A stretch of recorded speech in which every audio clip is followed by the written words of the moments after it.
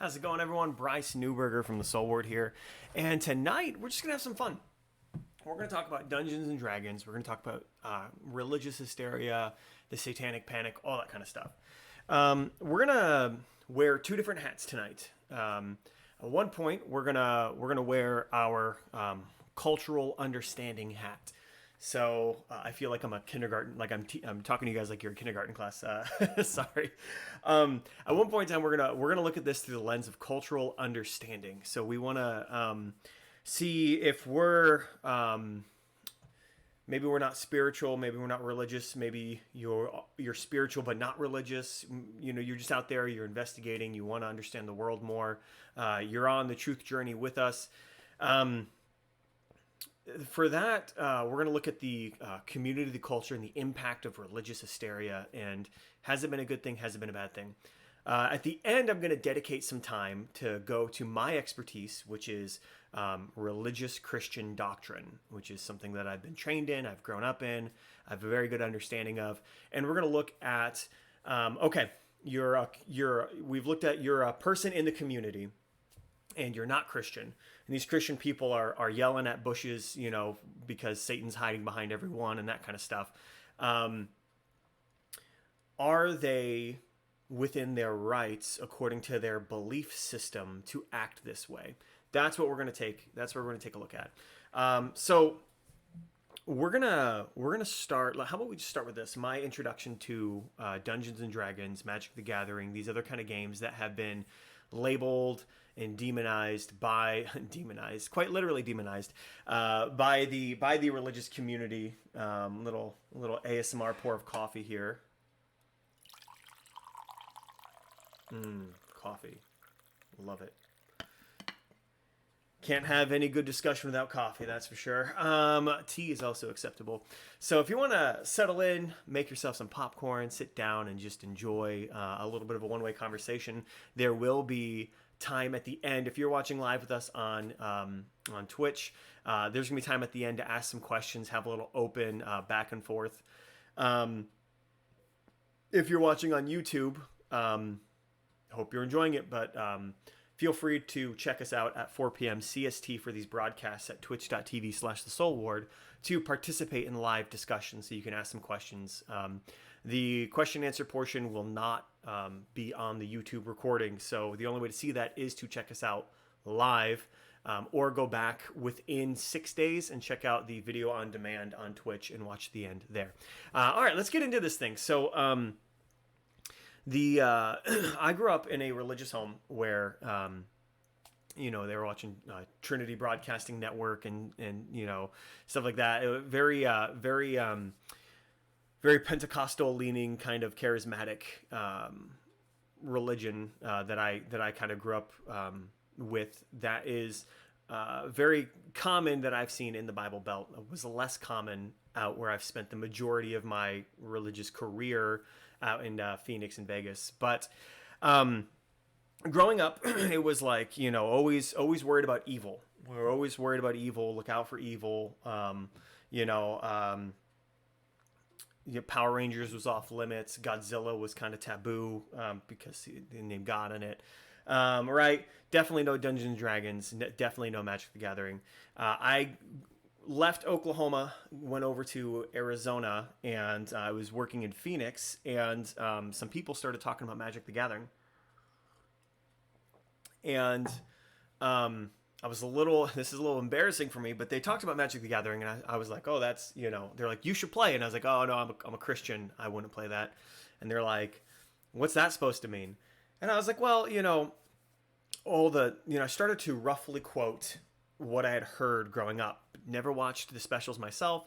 Only seen maybe a few minutes on TV here or there that my parents were watching about playing records backwards and that kind of stuff. And I remember my parents, you know, specifically my mom, like, you know, being like gasping at, you know, people like playing records backwards and stuff. And, you know, to be fair, some of that led to pausing Disney movies and seeing some messed up stuff in some Disney VHSs. That stuff is real. But so I said, you know, people die playing this game. It's a very evil game.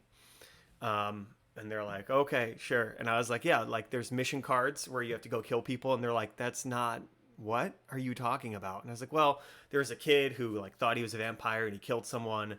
And they're like, no, that's not part of this game. There's nothing in here. And I sat down and I watched him play the game, and it was all a sham. It was all wrong. Everything that I was led to believe was not true. Then I learned how to play the game and became an avid Magic the Gathering player, and nothing remotely close to what I was told growing up was anywhere there. Now, much later, there's creature cards in Magic the Gathering. Much later, much later, many years later, they released a new creature type called a devil. And these were like little red skinned things with pitchforks and torturing people and laughing. And I thought, okay, now this is more on the nose what I would have expected to see in the game. But those cards didn't exist during the time that everyone was saying that. It wasn't many years later until those things came to be. So then a little while later, I meet someone who asks me if I want to play Dungeons and Dragons. And you think I would have learned my lesson with Magic the Gathering, but I said, oh no, I'm a Christian. I wouldn't play Dungeons and Dragons. And I'm going to scoot my chair over a little bit more so you guys can see all my D&D rule books behind me, because we're going to reference those here in a bit. So anyways, I said, no, I wouldn't play Dungeons and Dragons. I'm a Christian. He said, well, me too, bro. I thought, you're a Christian? He said, yeah. And he had actually just gotten back from Israel doing some study over in the Holy Land. He was that dedicated to Christianity and was smarter than me at the time for what he knew and what he'd studied. I thought, oh, that's interesting.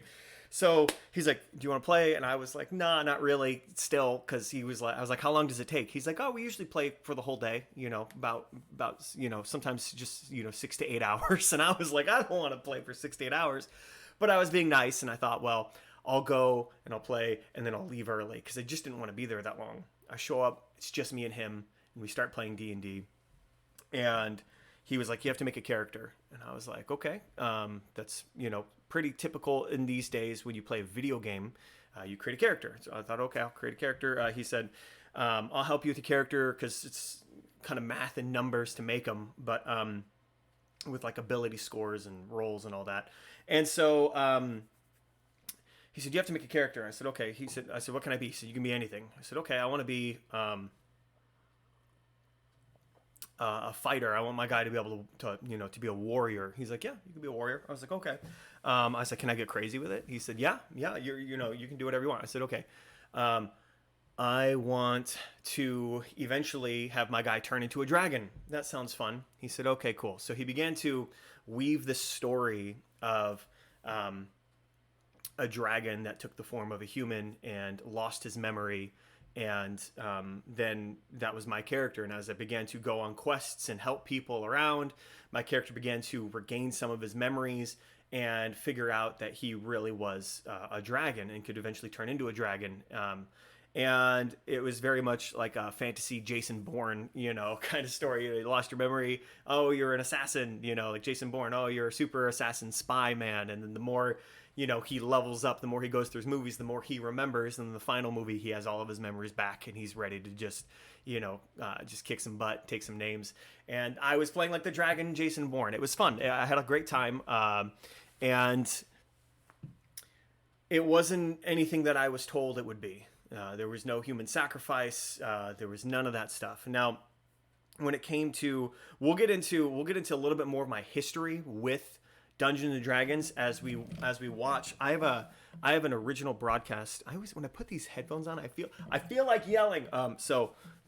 Anyways, I have this 60 minutes 1985 special on Dungeons and Dragons. Now it's only about 18 minutes, and we're not going to watch the whole thing because I want to watch a modern, more of a modern take on this 1985 special. Someone who.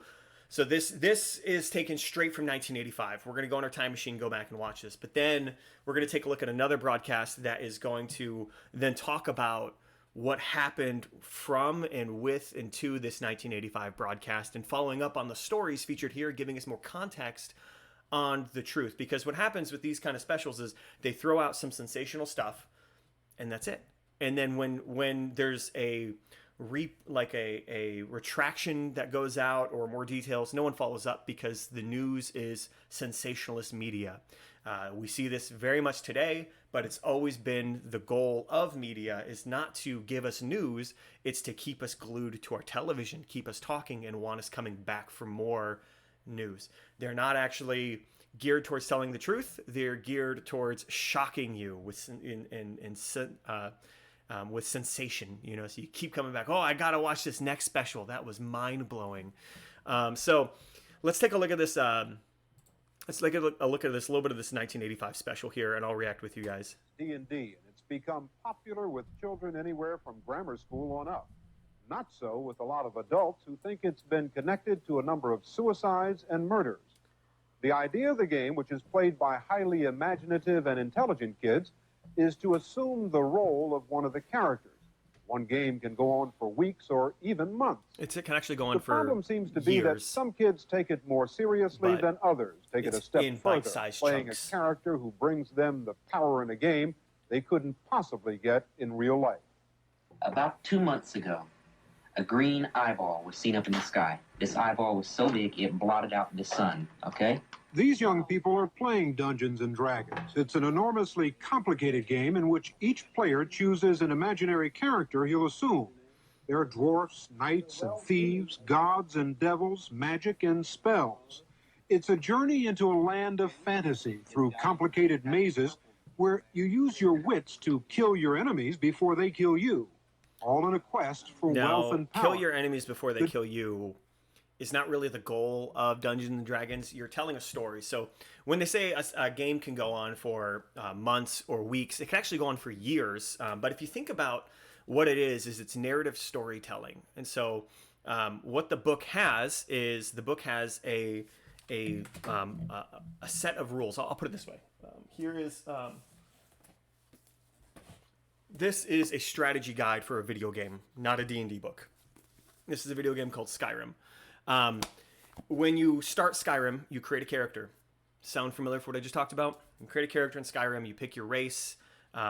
You can be like a black guy, white guy, but you could be also an elf. You can be a lizard person. You could be a cat person called a Khajit.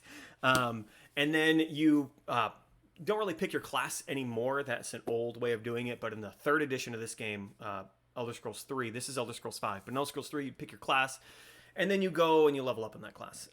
Now, when it comes to, this is the modern day video gaming. 1985 and previous, they didn't have video games that could be this in depth. So what they would do is these books, let me see here. This player's handbook has rules on how to create a character, just like you'd create a character in Skyrim. It has like math and stuff for your. It has math and options for your character class. And what that's doing is in Skyrim, a video game. Let's say you get a dagger, and every time you hit with that dagger, the game has RNG, random number generation. And that's to add a little bit of flair to the game, a little bit of randomization to the game. And so when you're hitting something with your dagger, it's going to do a base amount of damage and then a little bit of fluctuation. Let's say 1 to 4. 1 to 4 damage. So every time you hit something, it's doing 1 to 4 damage. Then you get a sword. That sword's going to do base damage, but then it's going to do 1 to 6 damage, right? What that is there's dice in D&D, and they are your random number generation. 1 through 4, that's a 4-sided dice. 1 through 6, that's a 6-sided dice. 1 through 20, that's a 20-sided dice, right? So when you're playing video games, all these calculations are happening in the background. When you're, and then all the options that are in the game. So when you pick your race, when you pick your class, you select from a menu, you hit A, you select it, and it automatically applies. In the old pen and paper version of video games, you couldn't do that automatically because it wasn't a computer. So you had to look in the book to see what the options were, and then you had to write down what you picked from the book, and that would help make your character. It would interpret your armor, your weapons, your special abilities, all that kind of stuff. Now, when he says kill before they kill you, that's true in anything with games, right? Like, but you don't actually have to kill in D&D. You can choose to do non-lethal damage and knock people out. But the point is, it's not like a game where you're going and slaughtering people. Now, to be fair, I play another game called Warhammer. Warhammer is a miniature strategy battle game. It's like Risk on steroids. You bring an army of guys, your opponent brings an army of guys, you take a measuring tape, you take some dice, same thing for random number generation, and you play a war game.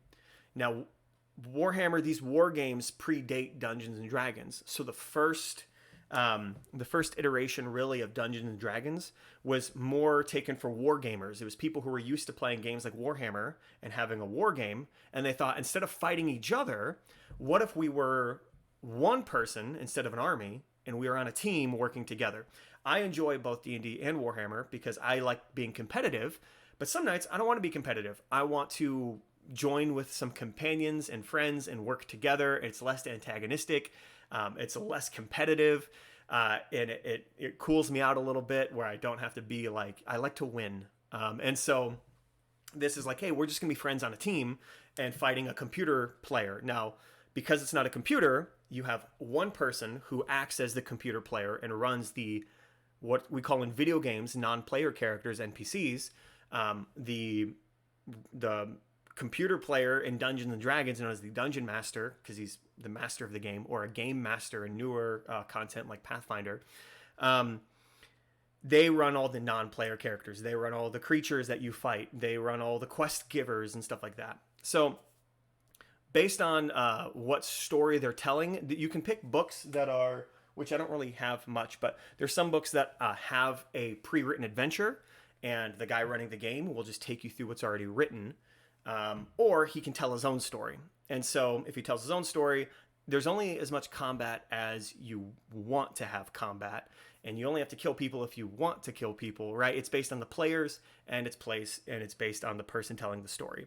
Now, when parents have come to me and said, my kid's interested, when I was a youth pastor or youth director at a church, and parents would come and say, hey, my kid's interested in Dungeons and Dragons, what is that? I would explain that it's like reading a book.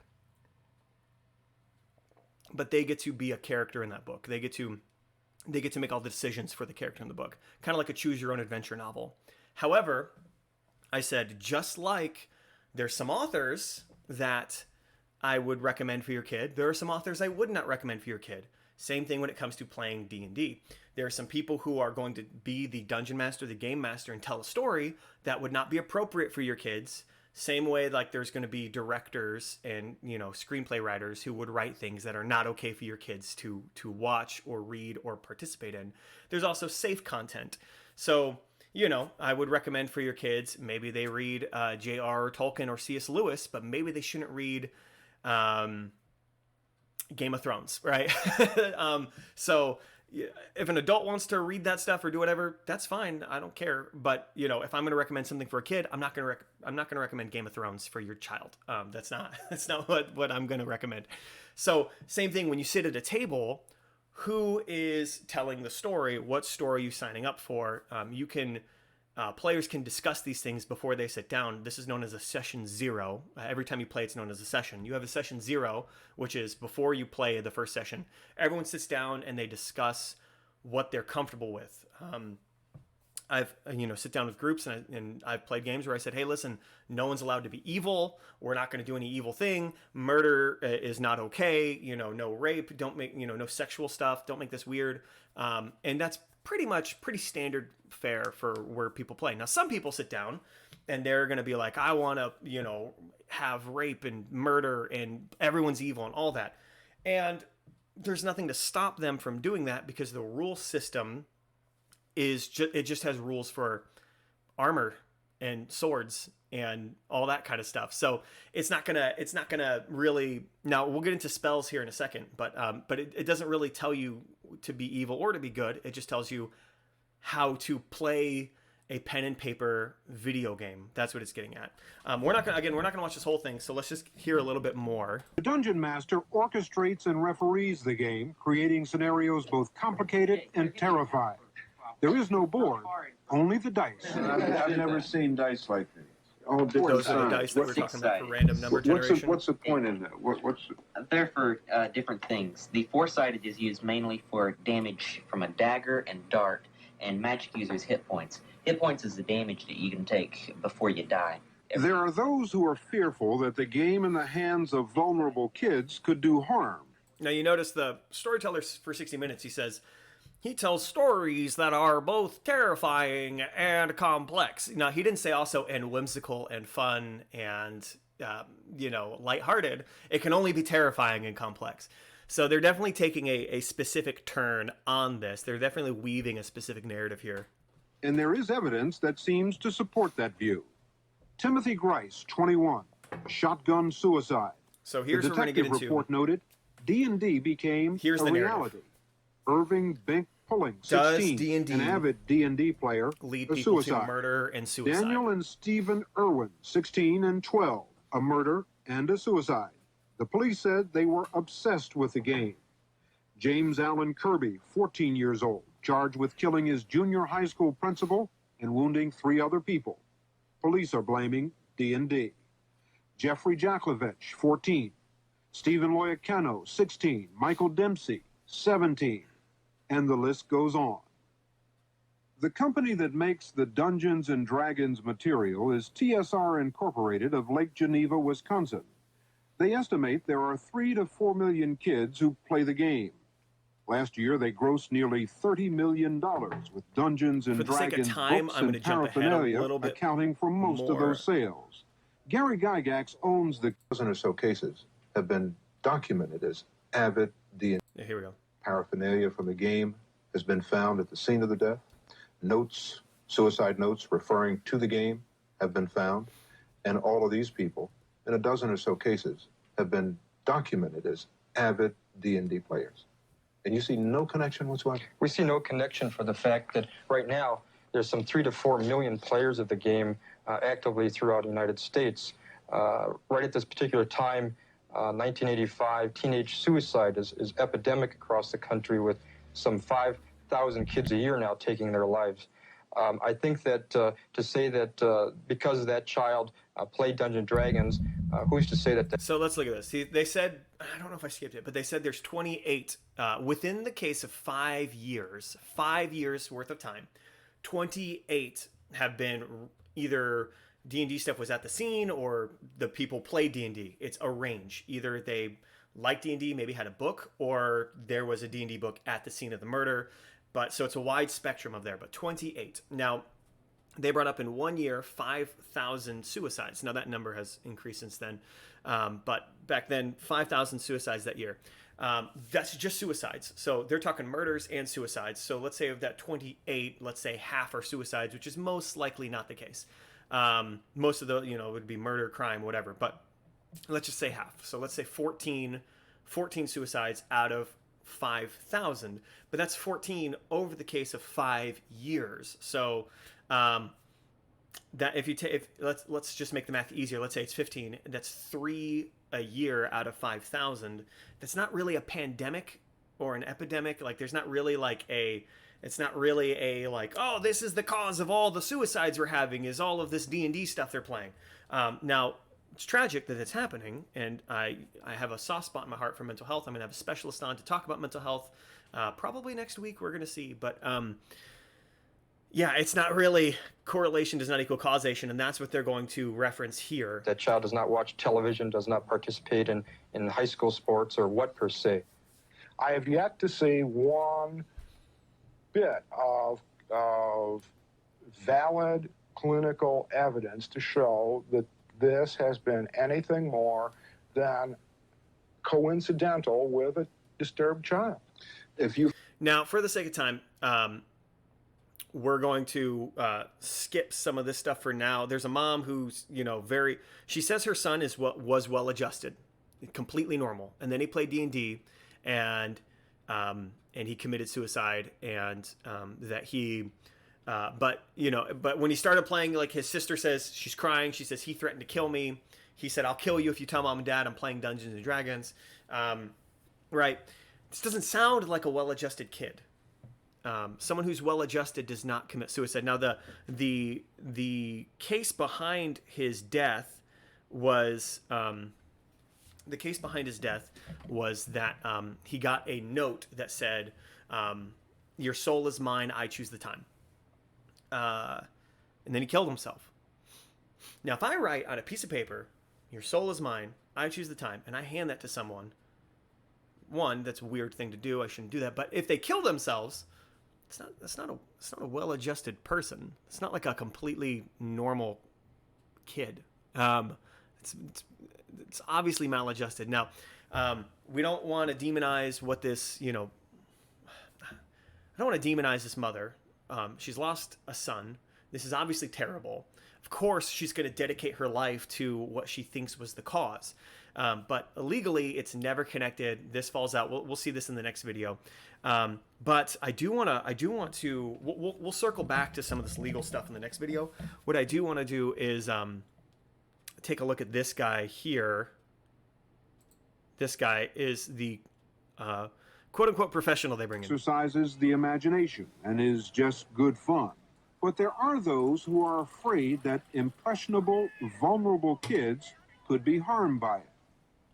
Dr. Thomas Radecki is a psychiatrist who teaches at the University of Illinois Medical School and who is chairman of the National Coalition on Television Violence. He has been studying the game for several years and says there are 28 deaths related to Dungeons and Dragons in the last 5 years. So 28 within Some of 5 those, years. it was clearly the decisive element, and other ones, it was just a major element in the thinking of the people at the time they committed suicide or murder. It's not coincidence, not when you have careful documentation, you have careful notes, you have eyewitnesses. For instance, one case, the parents saw their child summon Dungeons and Dragons demons into his room before he killed himself. Another.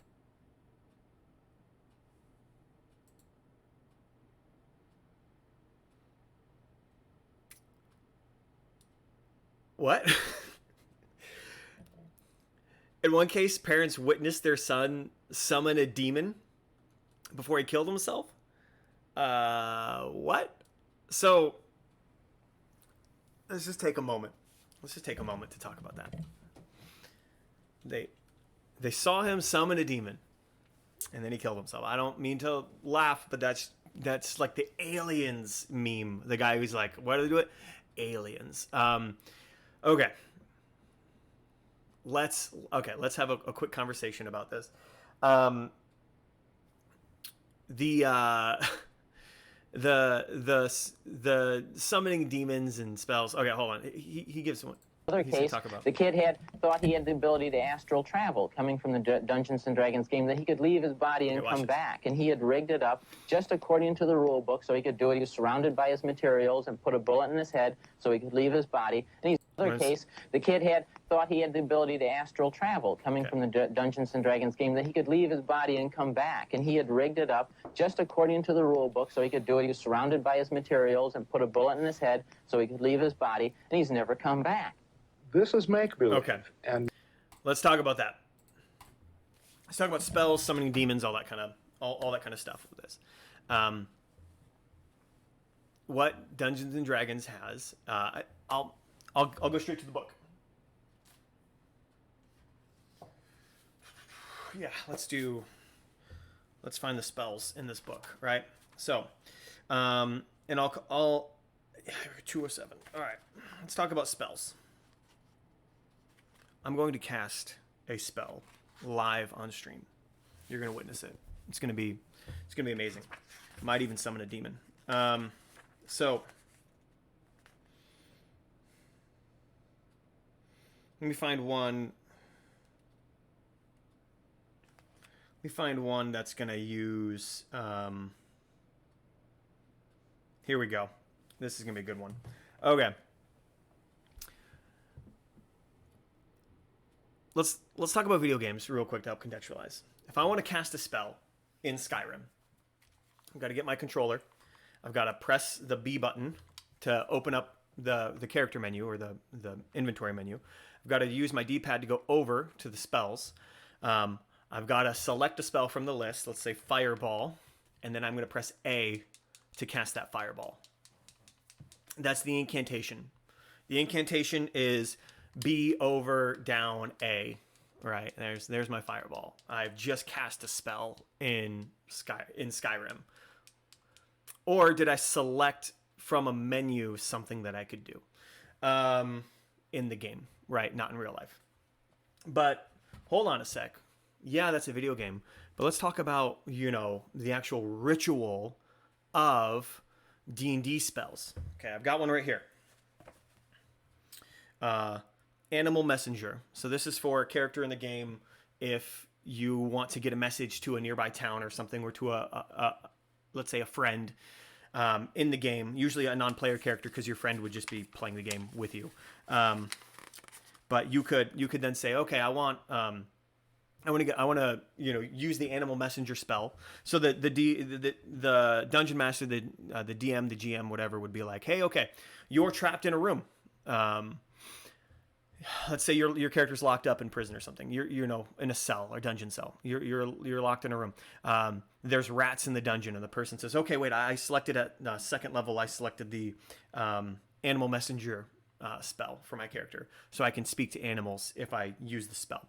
So I'm gonna grab a rat, and I'm gonna whisper to that rat and send a messenger. Now this is very similar to what Gandalf does when he's in Lord of the Rings and he's at the top of the tower and he grabs the moth and he whispers to the moth and then he sends the moth off. But to cast this spell, so starting from the top, this is one action, which means in combat, when you're in combat time for the game, you get an action, a bonus action, a movement action, and a free action to interact with something. This limits what your character can do in the game.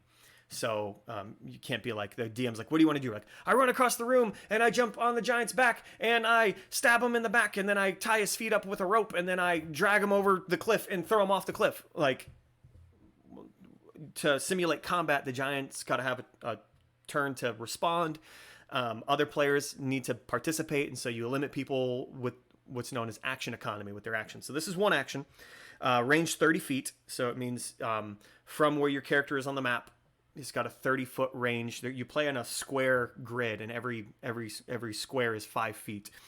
The components of the spell are that it's vocal, which means your character can't have a gag on his mouth. You've got to be able to talk. Makes sense because you're going to give a message to the animal. It's somatic. You've got to have a hand free to be able to use the spell in your character. So if your character is in a cell but he's gagged and he's tied, your character can't do the spell. You've got to be free. And material, which means you need a component for the spell. Ooh, okay.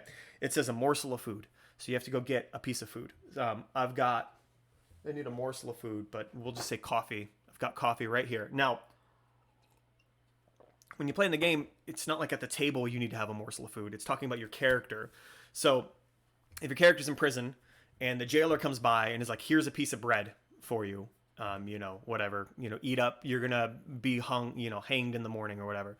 Your character will be like, okay, I grab the morsel of food and I see a rat nearby, and I then have my character use the spell with his free hand to then cast this spell on the rat, and I'm gonna say to my friend Gimli the dwarf, please come help me, I'm trapped in a prison. So it says, by means of the spell, you use an animal to deliver a message. Choose a tiny beast. A beast is a classification of animal, so a rat would be a beast. You can see within range, such as a squirrel, a blue jay, or a bat. You specify a location which you must have visited, and a recipient who matches a general description. So I could tell the rat, hey, there is a dwarf at the tavern down the street. His name is Gimli. Go find him. A man or a woman dressed in the uniform of the town guard is what you can tell him. A red-haired dwarf wearing a pointed hat. You also speak a message up to 25 words. The target beast, the rat in this case, travels for the duration of the spell towards the specified location, covering about 50 miles per 24 hours for a flying messenger, 25 miles or other animals. This is the rules telling how long it takes your message to get to the recipient. When the messenger arrives, the rat, it delivers your message to the creature that you described, replicating the sound of your voice. So it actually mimics like a recorded message.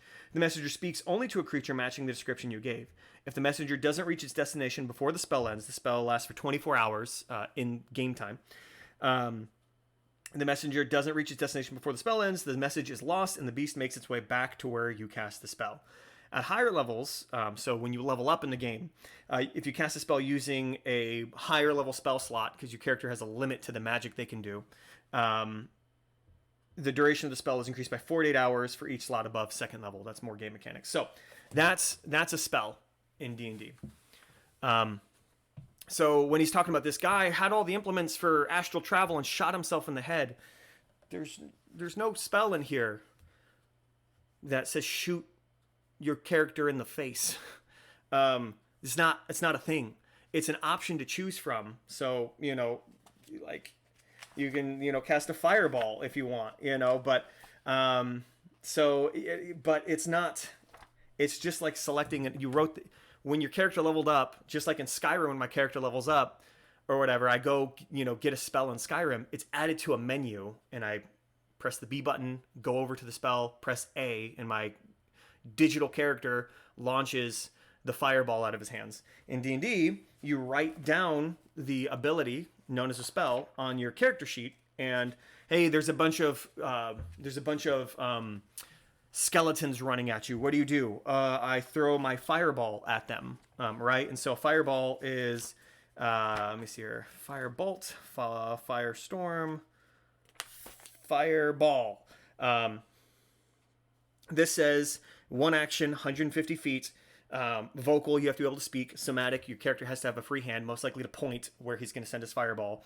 And material component, which is a tiny ball of bat guano and sulfur, right? And so your character has to have, sulfur and bat dung. And so my character reaches into his pouch, pulls out, bat poop and sulfur, and then flicks it, and it turns into a fireball and blows up the skeletons. There's no, if you want in real life, you could grab some bat poop and sulfur and really try to cast that spell. But I mean, it's not going to work. You're never going to cast that spell. There's been nothing written in the books that involve killing yourself or killing other people aside from just the spell itself having a damage. And the damage is that fireball is going to deal like 8 6-sided dice worth of damage, which means you get 8 6-sided dice, and that's how much damage you do.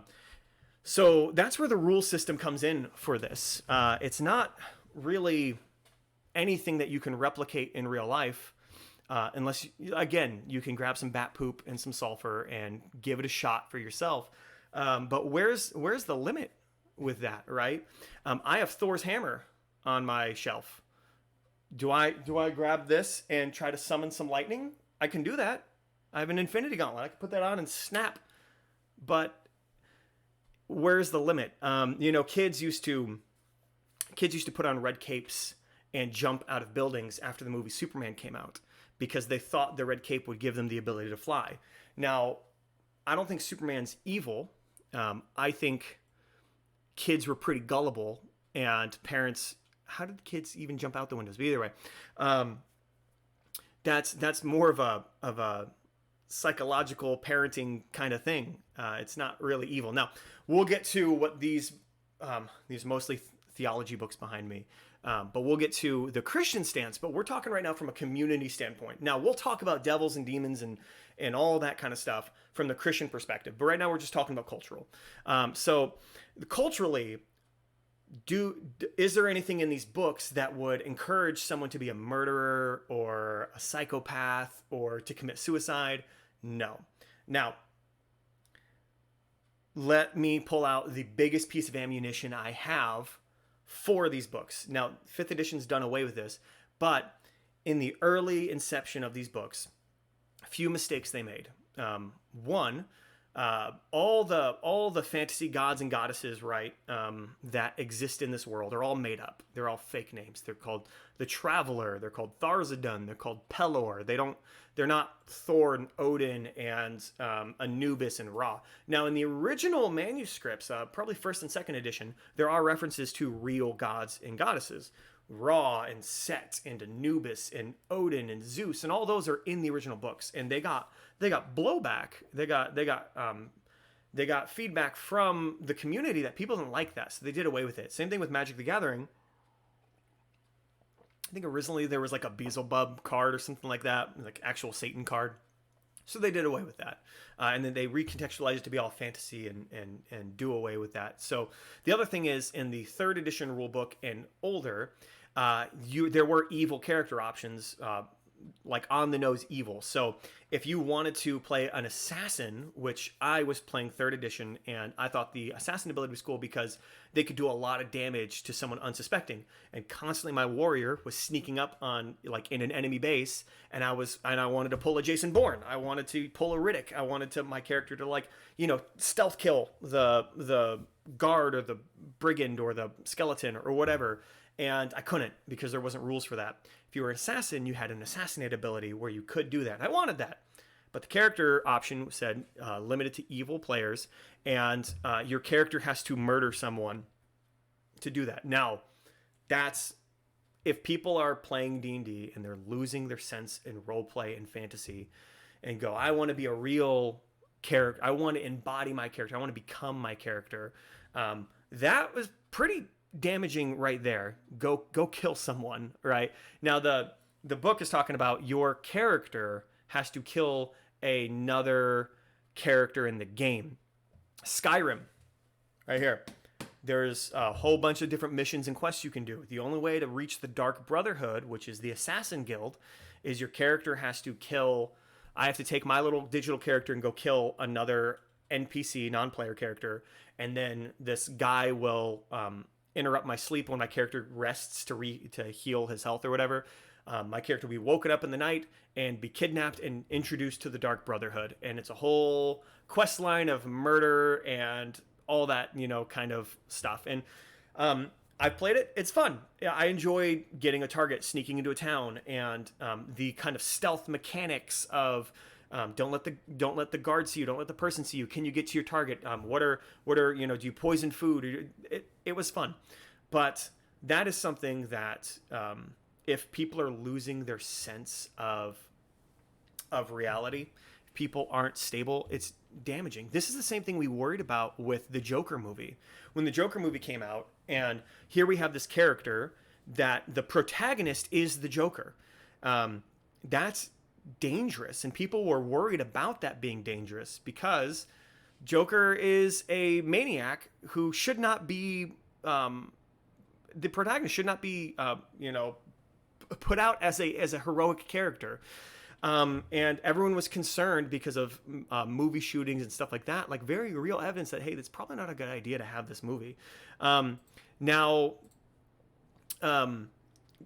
This is common, and it's based on the individual. When I was a youth director, youth leader, I was just volunteering.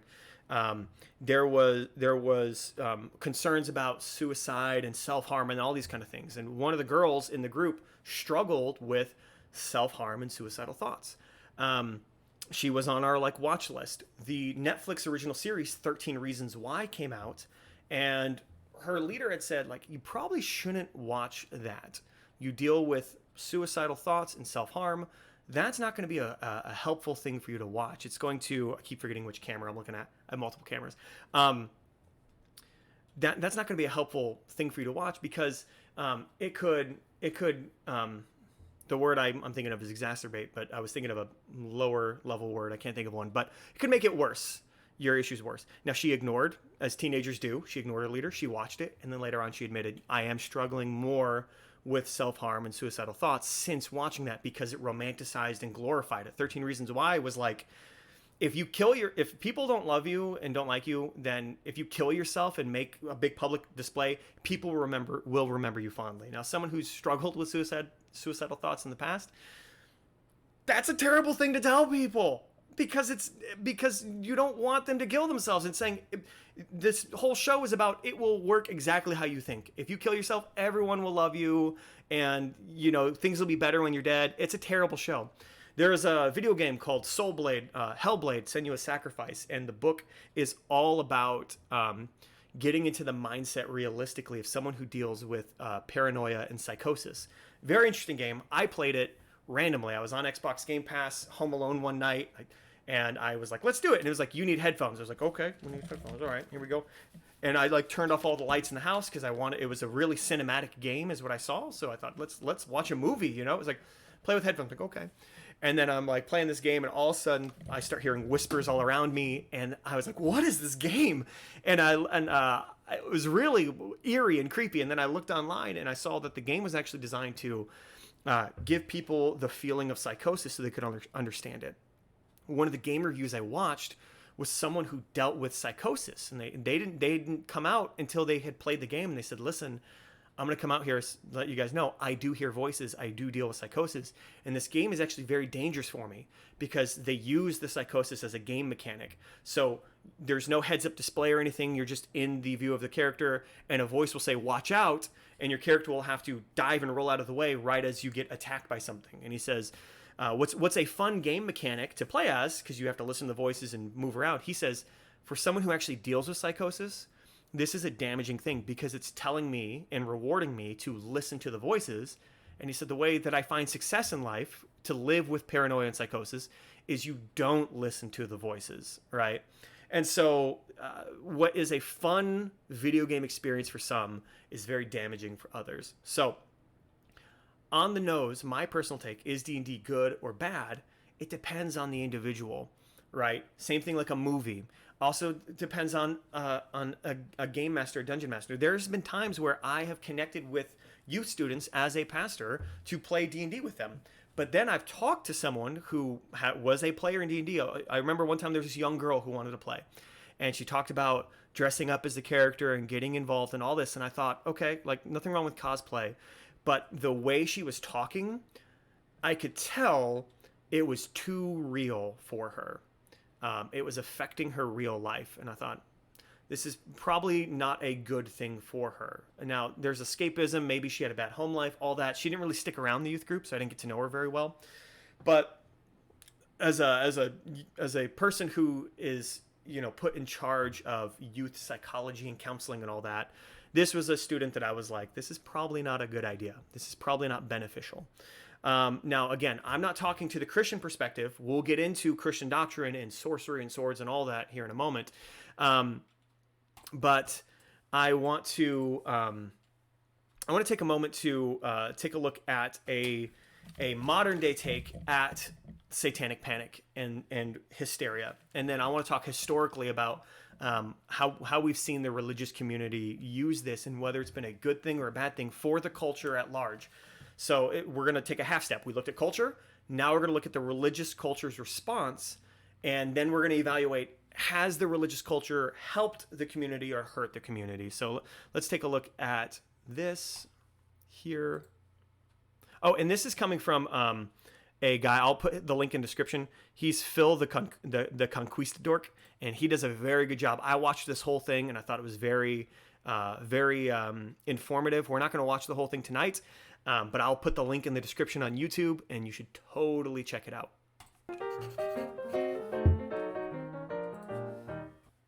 In April of 2013, while on his 700 Club TV show, noted televangelist Pat Robertson answered a question about the spiritual safety of playing video games with this. I think, the idea is not how close can I get to danger, but how far away can I stay from it.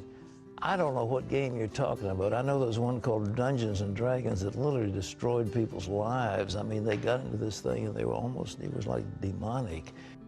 And just like that, aging geeks such as myself went for the bottle. More so, I mean.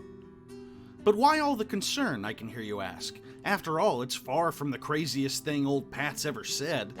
You know what they do in San Francisco, some of the gay community, they want to get people, so if they've got the stuff, they'll have a ring, you shake hands, and the ring's got a little thing where you cut your finger. Really? Yeah, really. I mean, it's that kind of vicious stuff, which would be the equivalent of murder. And he's got to keep the attention somehow, right? I mean, come on, Phil. The man has an empire to keep up. A weird, sort of scary empire. So what was it about that little Dungeons and Dragons comment that got a lot of us nervous? Well, if you're a gamer from the old school generation like me, something about that attitude toward games smacked of something sinister. Something altogether too familiar. Something from the past. Welcome to Geek History, a new series where I'll address various geek topics with eloquence, wit, and only a hint of tasteful nudity. Today's topic is Dungeons & Dragons and the Satanic Panic. We're going to talk about the dysfunctional relationship between Dungeons & Dragons and the 1980s. Just like the first time you ever got drunk, it's ugly, painful, and full of questionable decisions, but from the comfortable distance of time, it's a hell of a lot of fun to remember and analyze. To get to the meaty, delicious heart of the matter, we have to go back 50 years or so and talk about this guy, Anton LaVey, author, musician, and founder of the Church of Satan. He was a man of many talents. One part priest, one part philosopher, and one part showman, LaVey is credited with a mainstreamification of modern Satanism. We'll skip to the end there because... And while it's true that Anton Here's LaVey why. wore many hats, the one thing we don't have any evidence of him being was a gamer. Yeah. Less than a decade later, in 1974, a couple of gamers named Gary... So there explains like Anton LaVey, Church of Satan, all that kind of stuff. Really has nothing to do with gaming, Dungeons and Dragons. That's just Satanism, right? And I hope to have a Satanist on someday. I have a friend who's a Satanist, and I'd love to have him come on the show and speak with me a little bit about Satanism and clear up some of the rumors and some of the misconceptions. In fact, right here, he did a good job of clearing that up, but that's beside the topic for tonight. Gary Gygax and Dave Arneson released a game called Dungeons & Dragons. Based heavily on the war games that they played and loved, D&D took the notion of high adventure and Tolkien fantasy and specialized it, making the focus less about the grand wars and nameless soldiers of history, and more about the individual characters and adventures that they went on. For the first time, players took on the role of a single character and developed them. Over the course of several play sessions, a lowly squire could grow into a gallant knight in shining armor, a street urchin could become a dangerous assassin, and a humble wizard's apprentice could grow into a powerful sorcerer. The game was relegated largely to the basements and AV clubs of history, with the majority of players being wargamers and the more specialized sorts of personalities, the kind that enjoyed the idea of pretending to be a dwarf for 4 or 5 or 6 or 7 or 8 hours at a time. A dwarf? I don't want to be a dwarf. I wanted to be like a ninja or a fighter. Well, dwarves are fighters. They're really good at it. However, its popularity spread, and it became clear that D&D was on its way to being a cult success. Now, to be fair, you don't actually pretend to be a dwarf. Okay, let's talk about roleplay for a second. You don't actually a lot of people when they play the game, they are, especially nowadays in 5th edition, they're not really getting into character. You have a character on the board, and so they'll say, my character goes and attacks. My character goes and does this. They don't really get into character. Other people get really into character, and they assume the role, and so... but they, they'll say,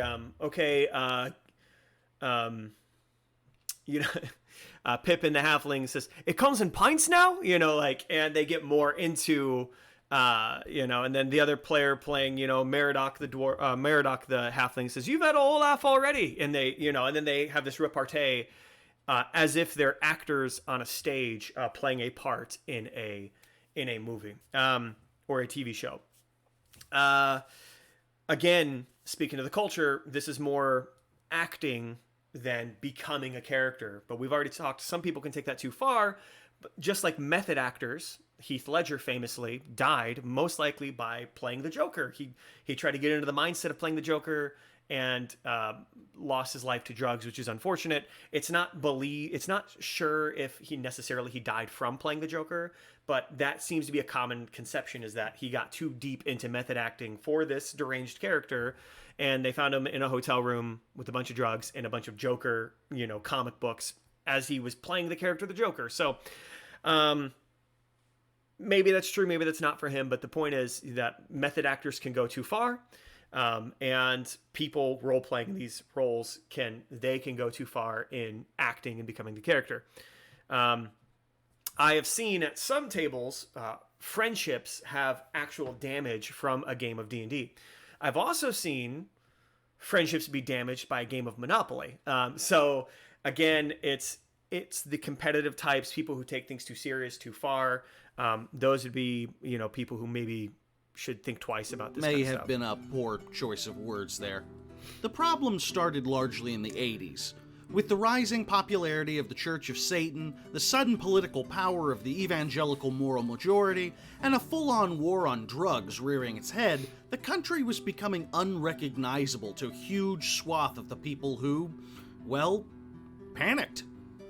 Parents have always worried about their children, but now the news was telling them that one wrong turn could see their babies kidnapped or seduced by drugs, gang violence, or Satan himself. One could argue that this worry caused parents to maybe jump the gun a little bit. You alright? I learned it by watching you. Hell, the first time I ever heard of crack was just because Pee Wee Herman thought I might enjoy it. This is crack. Rock cocaine.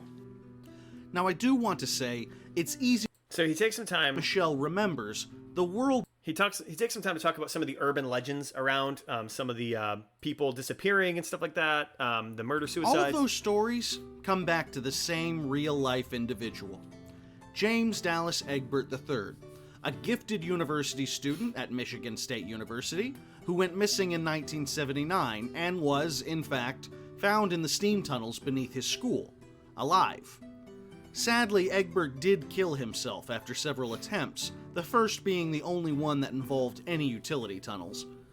A private investigator named William Deere was responsible for the speculation that Dungeons & Dragons had anything to do with it, and capitalized on the situation with a sensationalized book, The Dungeon Master, which was published in 1984. The specifics of his involvement in role-playing games were hazy at best, but the bare bones of the matter was that James Egbert was a tragic and mentally unhealthy young man who had issues that had nothing to do with his recreational hobbies. But just like Michelle remembers, the world didn't know that at the time, because the media ran with William Deere's accounts and wove a tapestry of an urban legend out of speculation, moral panic, newspaper sales, and the occasional six-sided die. So, he goes on to say that, all this urban legend, there's a really terrible Tom Hanks movie that came out. I have spells. I'm going to fly. You don't have enough points. I am the maze controller. Maze control? Yes. And I have absolute authority in this game. Game? Now, the truth is, I want to say this. The truth is, this can happen. Is this the cause of Dungeons and Dragons, rock and roll music, and, what else can we, video games? Most likely no. Most likely this is a massive parental failure on parents who were probably checked out when it came to their kids' mental health and raising them. Definitely got to be a mental health thing. I don't think regular people could fall, susceptible to this kind of thing. At least not from what we've seen in history and evidence. But the urban legends like alligators in the sewers and, whatever, of New York and stuff like that. Like, Bigfoot and the Jersey Devil, right? The Chupacabras. This stuff kind of gets away and it kind of creates a hysteria and a panic. He takes some time to talk about the church and how the church gets involved. Now, I'll speak on behalf of the church and religion, but let's just listen to this real quick. Halloween. They were meant to be passed out for free to any potential converts. So he's talking about if you had what's known as a gospel that even tract. Somewhat resembled a sin, there was a chick tract with your name on it. And wouldn't you know it, Dungeons & Dragons got a chick tract of its very own. Entitled Dark Dungeons, this comic strip tells the story of Debbie and Marcy, a couple of friends who get caught up in the evil world of role-playing games. Through increased exposure and presumably... So, I just want to put this out there. This stuff doesn't happen, right? Like, oh, you want to be you want to play Dungeons and Dragons? Well, come to our basement with a giant pentagram and join our cult. It would be very hard to play D&D in there because there's no table. There's no place to put your character sheet or your dice. And there's nothing involved in D&D that involves cloaks and pentagrams and all of that. again, this has just kind of been sensationalized and pushed to an unrecognizable degree. Now, there are cults and there are beliefs that do this kind of stuff. It's very much not associated with role-playing games. Right? Role-playing games were just a way to play video games before video games were created. The reason why they're so fun now is because video games are so limited in what you can do. A computer program can only program so many things, whereas a game master, a human being, can understand and do whatever. And sometimes when I'm running a game, my players will ask to do something that's not really in the rules, but I'll take two rules and kind of hybridize them together and make it so they can complete the action that they're trying to do. Whether it's something like, I want to do a handstand on a giant's head while I, put a dagger through its eye to kill the giant. Okay. Well, then you make me an acrobatics check. You got to roll to see if your character has high enough dexterity acrobatics, and then roll an attack roll to see if you can plant the dagger in the right spot to actually hurt the giant. So a lot of this stuff that, is coming up in these just aren't, it's not part of the Dungeons and Dragons culture. He covers a movie. He talks about this guy. We'll go back to the 60-minute special. This is the guy who was we listened to in the other video. In this essay, Sneblin claims that designers for D&D approached him and his wife to make sure the spells in their game were authentic. Why did they approach Sneblin, of all people? Because, according to him, he was a practicing Wiccan and Satanist at the time, and was well known for being a prominent sorcerer in the community. Sneblin also has claimed to have been a former practitioner of voodoo, Mormonism, and Freemasonry. Oh, and a vampire. It's worth noting that the guy he just described there is a guy who's putting out literature against Dungeons and Dragons, and he knows werewolves. I'm not making So this that guy's up. saying D&D's evil. Okay. I know this because I was a Wiccan, Real a Mormon, talk. a sorcerer. I know I werewolves. will openly admit that we're going deep down the crazy rabbit hole here. You're thinking, come on, Phil, why are we talking about the ravings of people like this as if they're really a problem? Does anyone believe this stuff? Is it really an issue? And that's a fair point. So for me to properly explain why this is relevant, let's talk about fashion. So he's going to talk about how people take Fashion Week, and when models go out there, the models themselves are wearing impractical clothes that no one would ever wear, but real designers see an element here or there and craft it into something more practical. That's fun. Again, this is a great video. I want everyone to watch the whole thing. It's a really good video. He takes a lot of good time to do it. I don't want to take away from his channel by putting stuff on my channel. We're just reacting to a few things here or there. So please go check out Phil the Conquistador and see his video on the Satanic Panic of the 1980s versus Dungeons and Dragons Geek History. So I want to wrap up our time here because I also want to have time for questions for the live chat. And I've got all the time in the world, but you guys probably don't. So let's take a moment to talk about the Christian side of it. So first we've covered psychology. So hopefully people today, no matter what your take is, you're leaving here with a bit more understanding of what Dungeons and Dragons actually is. And it's less sensationalized, all that, right? There's nothing, especially let's talk modern day D&D. There's nothing in there that's going to require you to play an evil character. There's nothing in there that's going to force you to kill yourself or anyone. There's nothing in there saying suicide or anything like that. Now, within the fantasy scope, there are a writer of a story, as we talked about before, a DM, a GM. They can tell whatever story they want. The pre-published material is what's really famous is the Rise of Tiamat. It's a dragon goddess who's literally a five-headed dragon that's kind of like King Ghidorah from Godzilla. And this dragon being is in another plane of existence and is trying to get free. And you play a group of adventurers who unlock plots of a cult trying to free this dragon thing, and you need to stop it. That's the Rise of Tiamat. There's The Curse of Strahd, which is about a vampire lord who is lording over town, much like it's a very much a Dracula take, and you play a group of adventurers who need to go stop the vampire lord. But there's pre-written material, and that's kind of the stuff in there.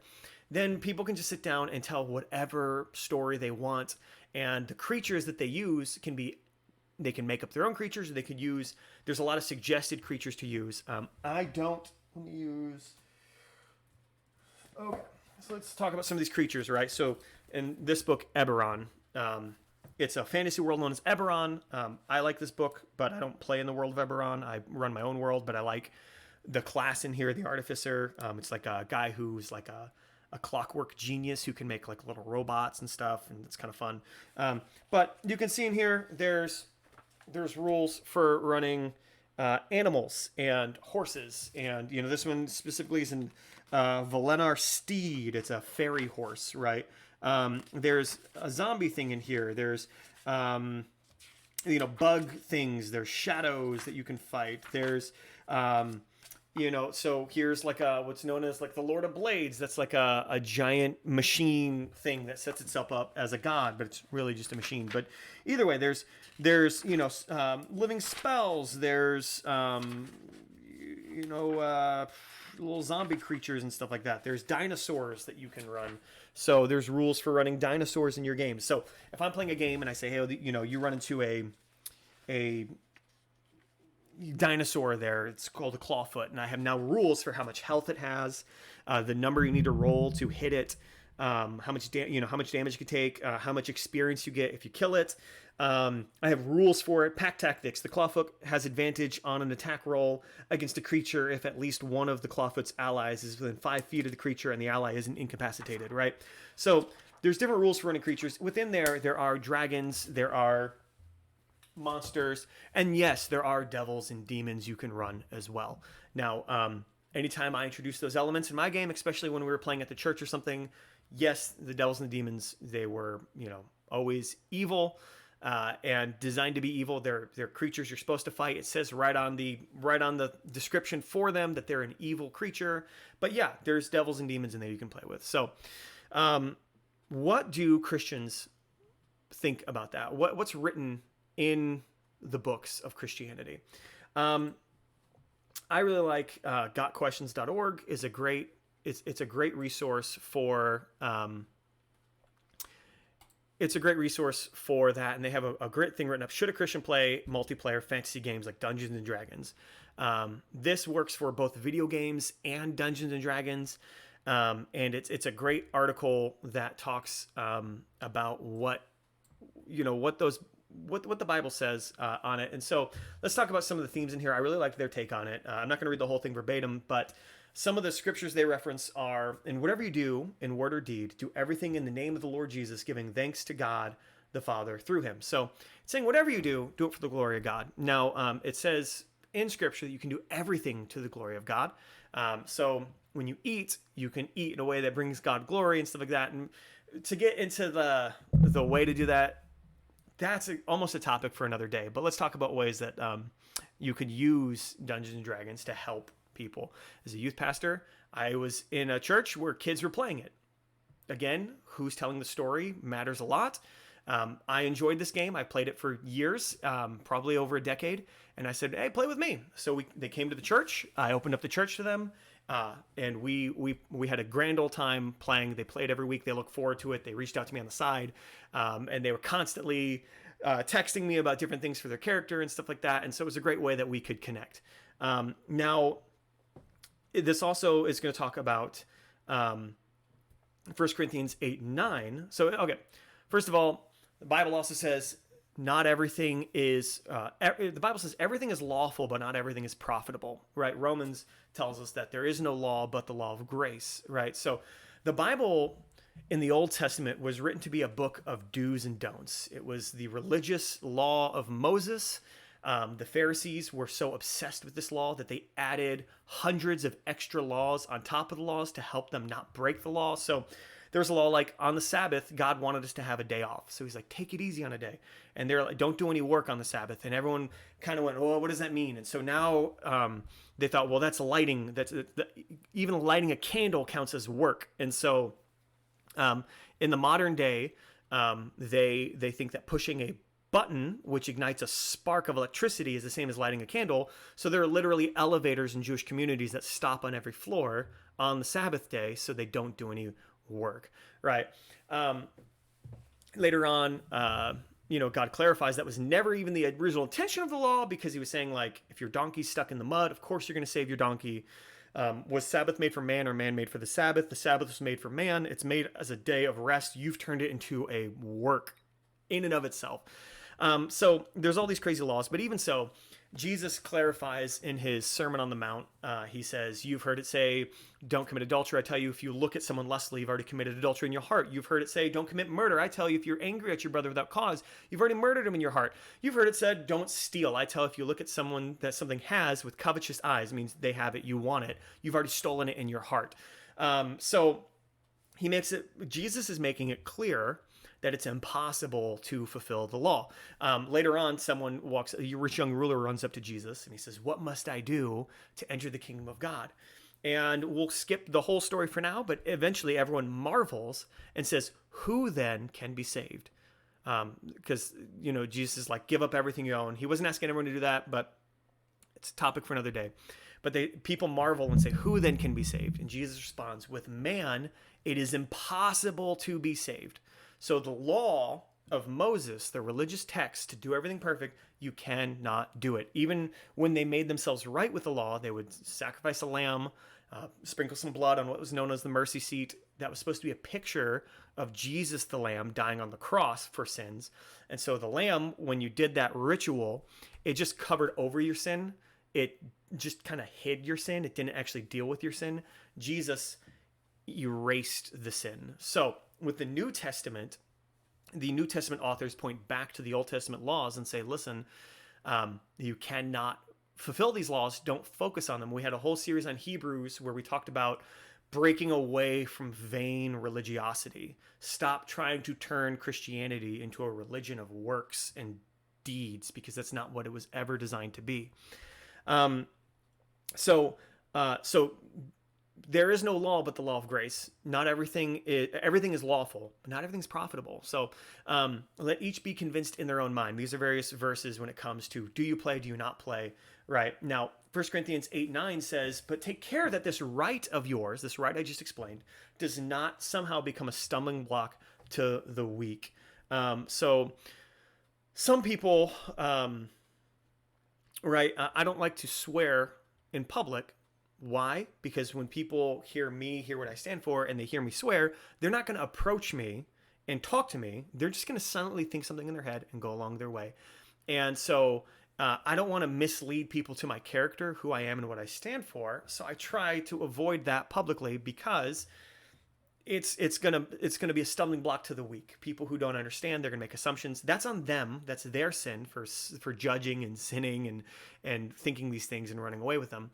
But I want to do what I can to help them not stumble. Now, if you know me more personally, I'm going to open up more of my personality to you, because we're having a relationship, we're getting to know each other, and we're going to share in that community. So when I was playing D&D with my church group, these kids were already playing D&D. But some of them came from families and groups, kids who weren't playing with us, other kids in the group, where that's witchcraft, that's evil, we don't do it. And I would tell the kids we play D&D, hey, listen, I love playing with you guys. Do me a favor, don't go around like shouting this on the rooftop. Don't advertise this. Don't invite people to the games. I heard you guys were into this. I offered it up to you. One, you can only play with about 6 people max, and we were already at like 8 to 11 people, which is way too many. But two, some families don't agree, they don't like it, they don't appreciate it. Let each be convinced in their own mind. But for them, it was a stumbling block to them. So don't cause them to stumble. Just put it aside in front of them, leave it alone. Later on, there's a verse where it talks about food offered to idols, meat offered to idols. And Christians at the time didn't want to offend God by eating meat offered or sacrificed to an idol. So they went to Paul and they said, what do we do? And Paul said, listen, idols are nothing. They're wood, they're stone, they're the creations of God formed in an image of other things, but it's all God. It's all his. There is no such thing as idols. But he said, eat the meat. It's fine. Just eat the meat. It's okay. Don't worry about it. He said, but some won't understand these things. They're weak-minded, and they didn't talk to Paul about it. And so he's like, in front of them, don't eat the meat. So but he says, whenever you do it for God. So those who eat meat, eat it for God. If you don't eat meat for God. Let each be convinced in their own mind. He's saying, don't commit a don't prioritize your right so high that you're going to hurt other people with your right and your freedom. So we're in a discussion space here where we're going to talk about anything and everything. And as I've talked about, the soul ward, it's a safe place. So moments like this, we're going to discuss. It's not saying like, don't ever talk about it, cover your mouth. Obviously, Paul wrote in a book, the Bible, went on to be massively publicated to say, you can eat the meat. So the small community there was told, hey, don't eat meat in front of these people because they're weak-minded, they don't understand. But in the book for all time, for all education, he said, but I'm going to tell everyone publicly, enjoy yourself some meat, have a steak, eat some pork. It's all good. Let's talk about, though, the witchcraft, the devils, the sorcery. The Bible says, finally, brothers, whatever is true, whatever is honorable, whatever is just, this is Philippians 4:8, whatever is pure, whatever is lovely, whatever is commendable, if there's any excellence, if there's anything worthy of praise, think about these things. Now, it's not saying think only about those things, right? The Bible says there's a time and place for everything. There's time for war, there's a time for peace, there's a time for mourning, there's a time for laughter, there's time for joy, there's time for sadness, right? So the Bible's saying be more focused on purity and goodness. Keep your mind focused on those things. Now, some people, they obsess about the devil all the time. They blame the devil for everything.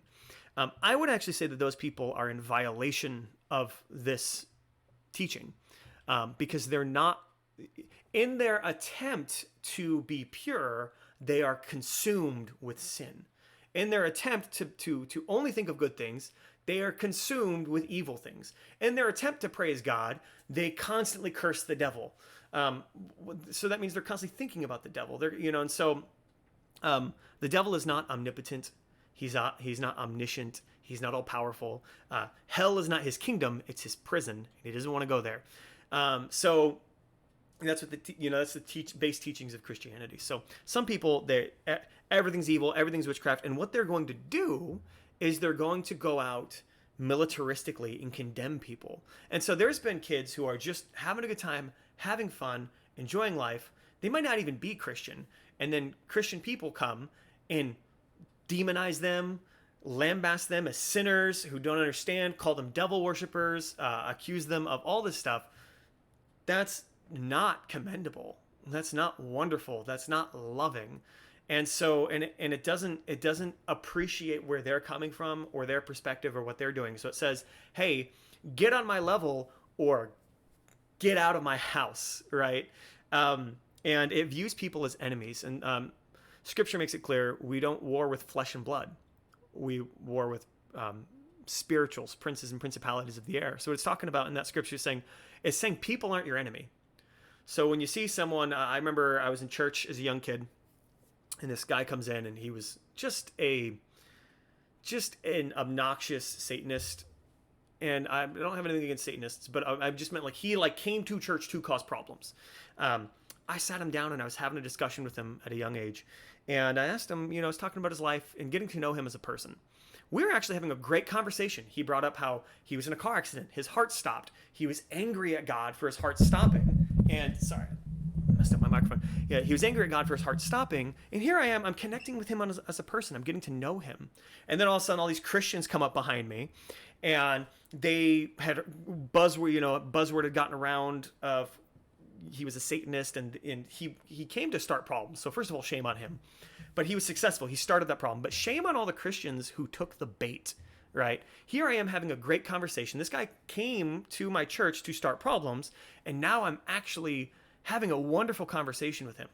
But he came to be a troll, and he trolled the Christians, and shame on them for taking the bait, because they showed up in mass behind me, and they're like, get out of here, you're stupid, you're dumb, and they're making fun of him. And he's like, this is why I hate Christians, and he leaves.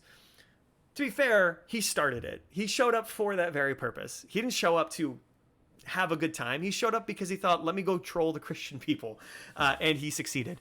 But I was having a great conversation with him, and these Christians took the bait, and they ruined my conversation with him. I turned back around, just so flustered, incredulously, and looked at these Christians and were like, what is wrong with you? And they're like, what? I was like, where else would we want him but in church? Like, you know, like, you were missing the point.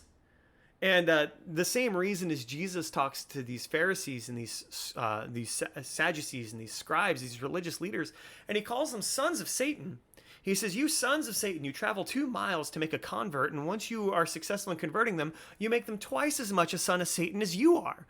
And what he's saying is that you know, he calls them whitewashed tombs. It's because they were more obsessed with their own vain religiosity than they were about people. And so here Jesus was hanging out with, you know, prostitutes and tax collectors and lepers and loving on people. And here kept coming the religious community to thumb their noses at him and say, you know, spit on Jesus and spit on the sinners. You know, a woman came to Jesus in tears, loving on Jesus. And the religious Pharisee says, this man, if he knew what manner of woman were touching him, or this man, if he were a prophet, would know what manner of woman is touching him. So here there's this sweet, wonderful moment.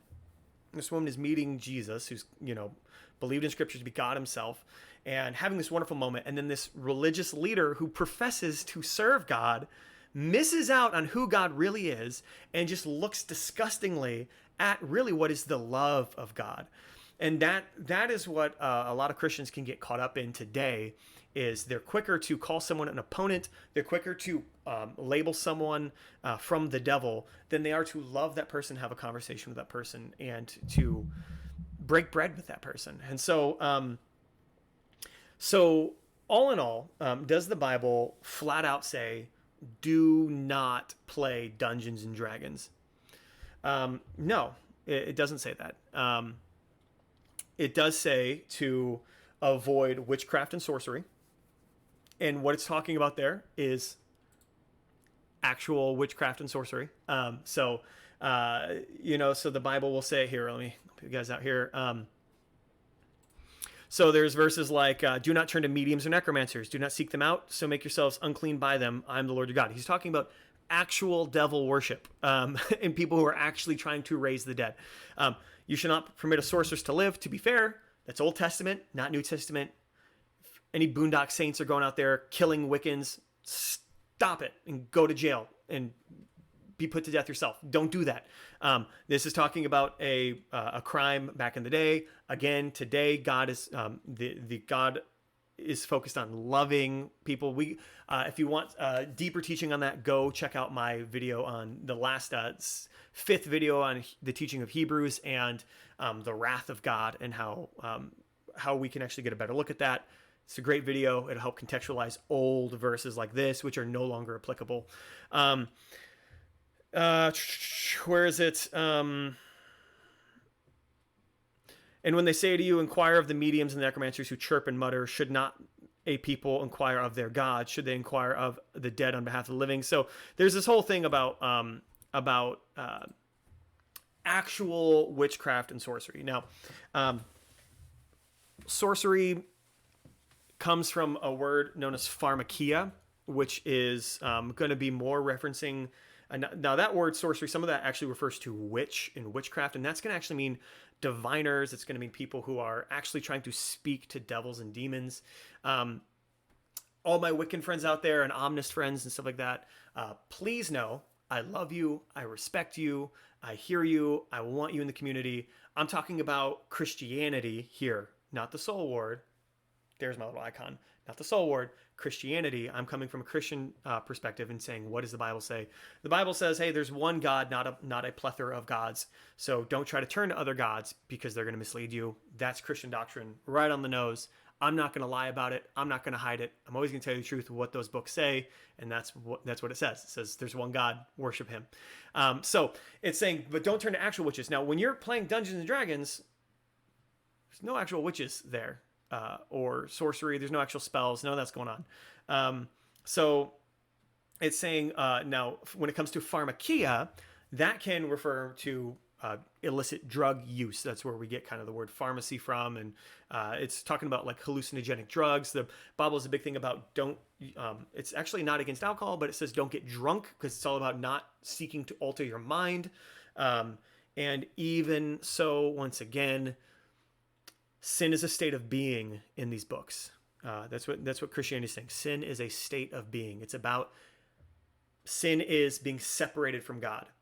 When in the Christian doctrine you find Jesus and you are rectified, united with God, you are made right and righteous, and so you exist in a state of perpetual and eternal righteousness, not sin. So it gets a little bit more complex than that, but suffice to say, even if you do turn to sorcery and witchcraft and psilocybin and and all these kind of things, and you get drunk, God's not going to throw you out of heaven. You are made right with Jesus. He paid for all of your sins for all time, so you're good forever. God loves you. You're his kid. He'll never kick you out of his kingdom. But when it comes to witchcraft, sorcery,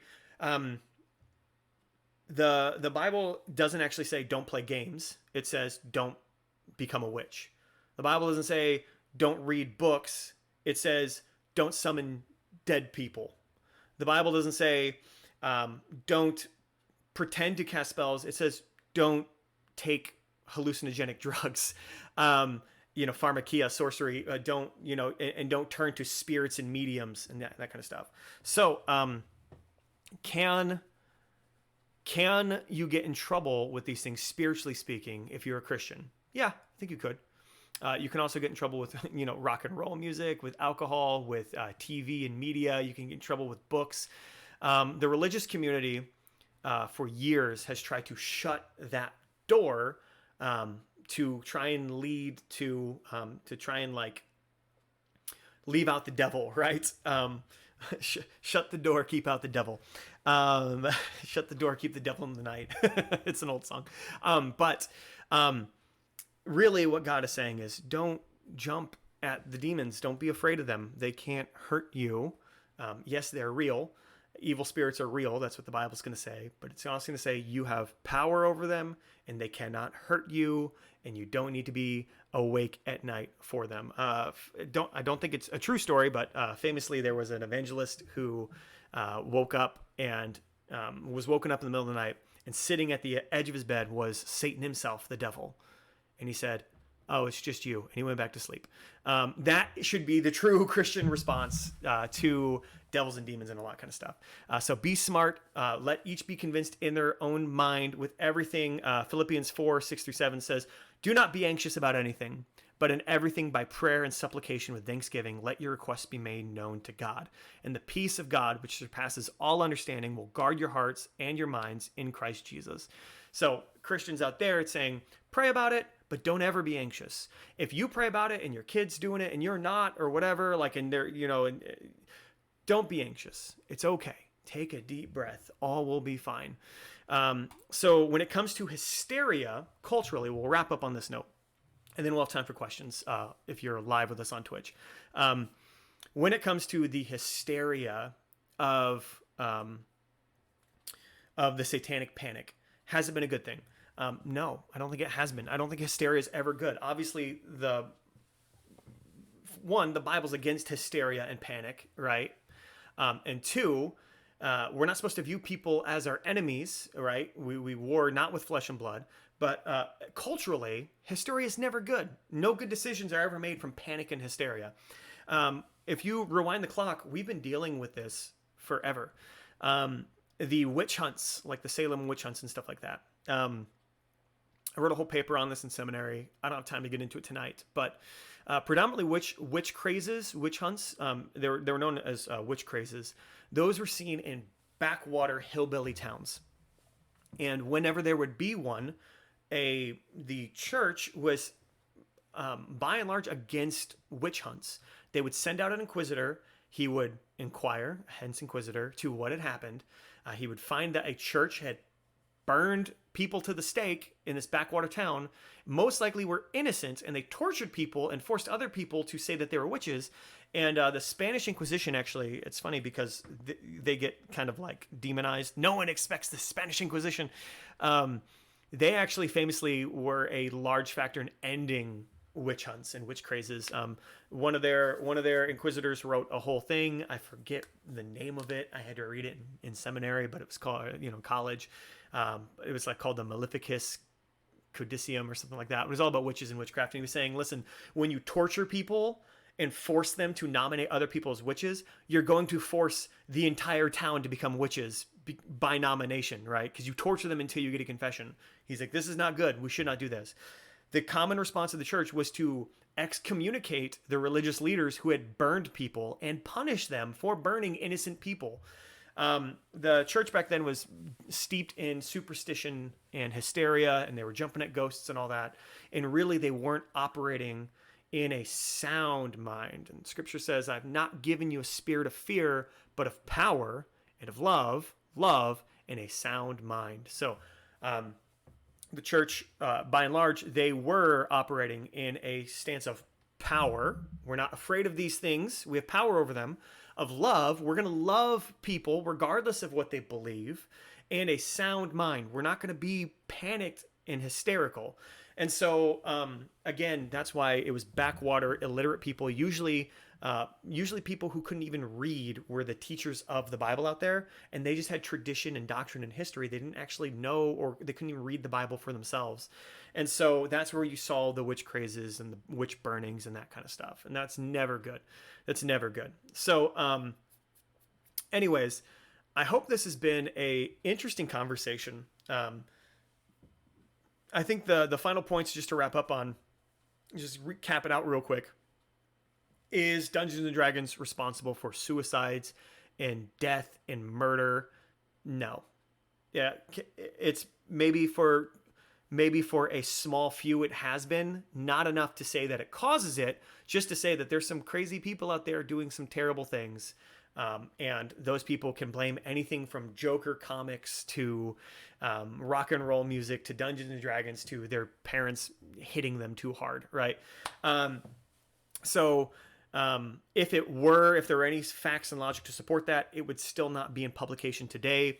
The steps that they've taken to move away from religiosity by making it fantasy gods and goddesses and devils and demons and not using names like Anubis and Zeus and Beelzebub have been a positive change, I want to say. And so I don't think the product would be as popular today had they tried to take that original take on it. Christians, should you avoid it? Maybe yes, maybe no. That's between you and God. Should you go on a warpath against it? Absolutely not. That Scripture is not pro-indoctrination. It says, let each be convinced in their own mind. So that's between you and God. Keep it between you and God. Of course, you can publicly discuss what you want, but that is not an excuse to demonize people, attack people, yell at people, or continue to judge them when they disagree with you. That's all off the table according to your own book. You cannot do that. So yeah, discuss respectfully, then be convinced in your own mind and move on. You can pray for people if you want, sure. But yeah, so let's move to a point of live questions. But for those who are on YouTube, thanks for checking out the Soul Ward. I hope that you guys have found this conversation enlightening. I will put the links in the description of the YouTube video to check this out. I think it's a very rewarding conversation. And yeah, be encouraged to go to soulward.org and find the various ways you can get involved. Click the Discord button there to join our Discord community. Click our support link to support what it is we're doing here. Buy some merch to represent the brand. But regardless, even just tuning in and watching the video, liking and commenting and subscribing is also appreciated. But I hope you guys are challenging yourselves out there. I hope that you're pursuing truth in whatever manner you want. And I hope you're opening your mind to discuss and investigate truth in any and every format, wherever it may live. My deepest desire is that truth finds all of us. Thank you guys, and let's move to live questions for the for the Twitch channel live. I'll be right back.